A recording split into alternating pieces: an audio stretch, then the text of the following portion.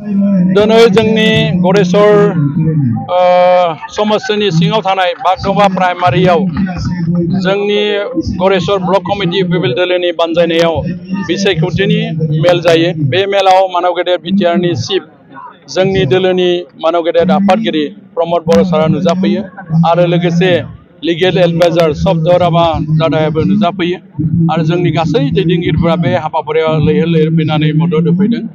आं बेनि थाखाय समस्तिनि बारग' एमसिएलए हिसाबै बयखौबो आङो आंनि गोसो गोरबोजों बरायदों आरो आङो दाथियै बुंनो सानदों जोंनि गरेस्वरनि बिजाथि मानव गेदेर बिपुल कुमार बसुमतारीनि जिहेतु बिजाथि बिथांखौ नोजोर बोनानै जोंनि समस्तिनि गासै रायजो राजाफ्रा मोनफ्रोमबो प्राइमारियाव 13टा प्राइमारि बा बुथ कमिटिफोराव लैहोर लैहोर मदद आरो हेफाजाब होनायखौ नुनो मोनदों।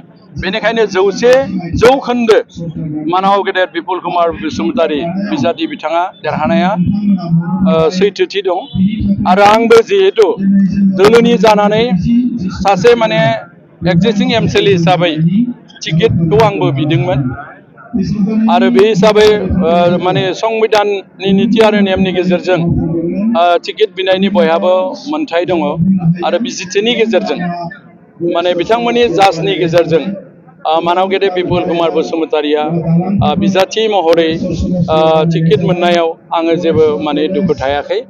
जिहेतु आङो खेबथाम माने बिसायख'थियाव माने बिसायख'थि गेलेबाय। फार्स्ट माने आङो इन्डिपेन्डेन्टलि गेलेदोंमोन निर्दलीय भाबै, बेयाव आङो 26टा भट लानानै देरहानो हादोंमोन। नैथियाव आङो माने बिपिएफ दोलोनि टिकेट लानानै इलेक्सन गेलेदोंमोन, 12,000 भट लानानै आङो जेननांदोंमोन आरो थामथि इलेक्सनाव मानव गेदेर जोंनि बिटिआर सुक्तिनि मोनसे आबहावाया आरो बिटिआरखौ बयबो जिहेतु माहारियानो बरायदों, बेनि थाखायनो आंबो थानो हायियाव आं मानव गेदेर प्रमद सार बिथाङा जिहेतु सुक्तिनि गाहाय मैखोम दैदेनगिरिमोन, आं बिथांखौनो माने भक्ति खालामनानै बिथांजोंनो सापर्ट खालामनानै बिथाङा जेथिं थांदों बिथिंनो आङो बिजनियाव इउपिपिएल दोलोआव हाबनाय जायो आरो हिसाबै 2020 सनाव माने इलेक्सन जानायाव आङो इउपिपिएल दोलोनिफ्राय बिजाथि आङो सेलेक्सन जायो।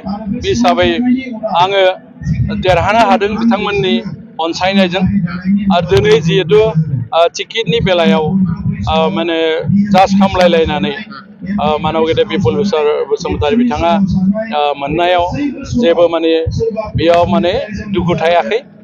आं बेनिखायनो मोनफ्रोमबो मिटिङाव आङो बाहागो लादों आरो फननि दारैबो आङो खबर लाबाय थादों। चिफ बिथाङा आंखौ सेन्ट्रेलि जिहेतु बयबो बिजाथिनि साफा साफा दैदेनगिरिफ्रा बिजाथि महरै लाबाय, फ्रि हिसाबै आङो दों हिसाबै सारा आंखौ लोगोआव लाफानानै बे खामानि मावनायाव आं मोनदांना मोनदों खमैबाबो माने 27टा समस्तियाव देरहानायनि लामायाव दङ दिनैसिम। दा बेनिखायनो आं बुंनो नागिरदों जोङो इउपिपिएल दोलोआ दिनैनि तारिखआव जेबादि हावा, बे हावा हिसाबै नायोब्ला माने जोङो गाव हारसिङैनो इउपिपिएल दोलोआ गाव हारसिङैनो सरकार सालायनो हानाय लामायाव दङ होननानै आङो 100 खोन्दो दाथियै बुंनो सानो। गरेस्वर समस्तिया माबोरै जानानै दं? गरेस्वराव दायो जिहेतु आंबो जिहेतु दोरोदाखै, जोंबो माने सहजुगखौनो खालामदों। सरकार लाबोनायनि खाथिराव समस्तिखौ जिहेतु इउपिपिएल दोलोनि आन्दारावनो दोननांगौ, बेखौ नायनानै जिहेतु राजनितिखौ खालामनांगौबा मोनसे राजनिति क्षमतानि दरकार जायो। दा बे हिसाबै आङो गनायनानै मानव गेदेर बिपुल बसुमतारी बिथांखौ देरहानायनि थाखाय नारा नाथा जुजिदों आरो जुजिबावगोन जिसिनि दिन दोङो।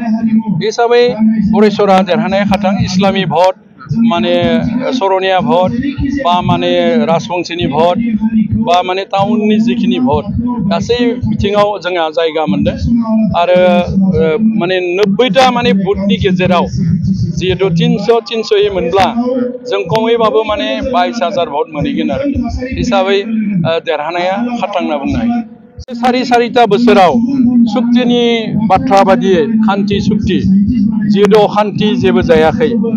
दा रायजो राजाफ्रा बेखौनो बुंदों नैबे सरकारा इउपिपिएल सरकारा माने सान्थिनि मोनसे सरकार आरो बिथांमोनखौ मान होनानैनो सान्थिखौ नोजोर बोनानै आरो जोंनि गरेस्वरनि जिथु जोंनि गरेस्वरा तामुलपुर माने जिल्लानि सिङाव जिहेतु जोंनि शिबा तामुलपुर जिल्लानिनो शिब दा बेनिखायनो जोङो जोंनि शिब बिथांखौ रायजोफ्रा बयबो बरायदों दा बिथांखौनो देरहा होनायनि थाखाय बयबो रायजो राजा आइ आफा बिदा फंबाय गासै जाथि जनगोष्ठीनि मानसिफ्रा मदद आरो हेफाजाब होनायखौ नुनो मोनदों आरो लैहोर लैहोरै जोंनि दोलोआव जयेन जाफैदों बेनिखायनो आङो दाथियै बुंदों देरहानाया 100% देरहाथारगोन